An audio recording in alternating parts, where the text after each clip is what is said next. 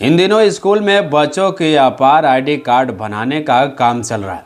सरकारी हो या प्राइवेट, सभी स्कूलों में यह काम चल रहा है।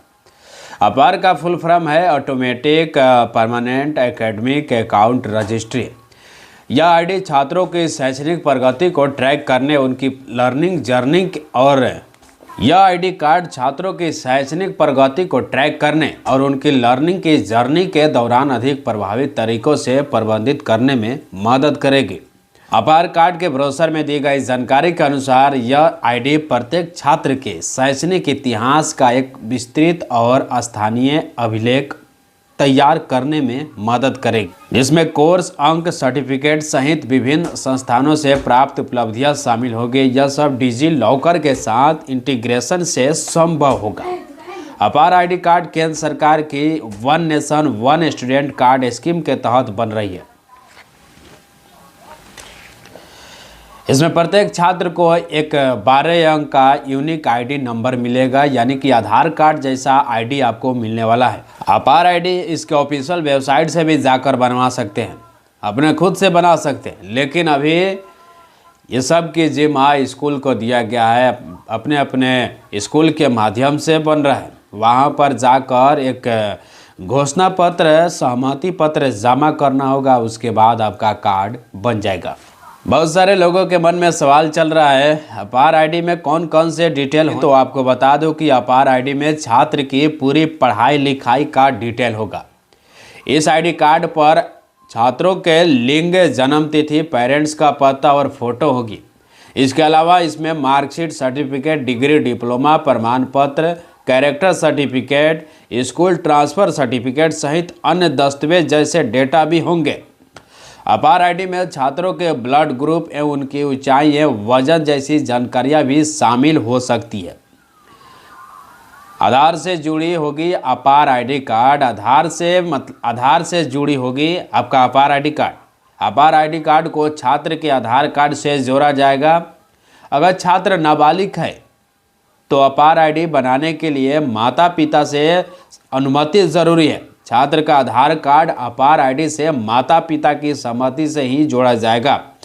माता पिता कभी भी अपनी सहमति वापस लेने का विकल्प भी चुन सकती है।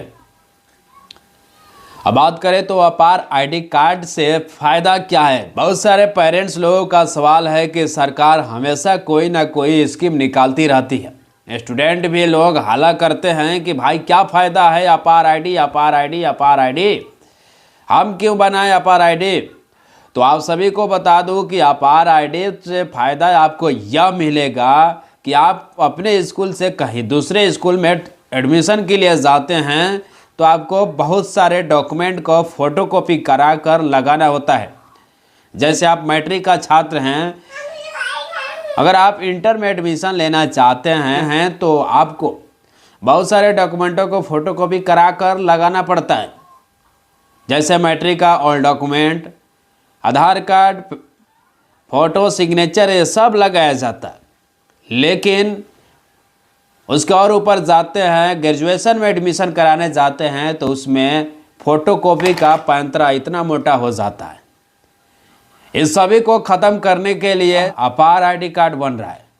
या आप कहीं जॉब में जाते हैं, अपार आईडी के बारे में गलत कर रहे हैं तो उस बच्चे से पूछिए जो बच्चा एग्ज़ाम निकाल लिया, सारा कुछ निकाल लिया, लेकिन डॉक्यूमेंट वेरिफिकेशन के समय पता चलता है कि उसका डॉक्यूमेंट रेलवे स्टेशन पर कहीं छूट गया या किसी दुकान पर छूट गया।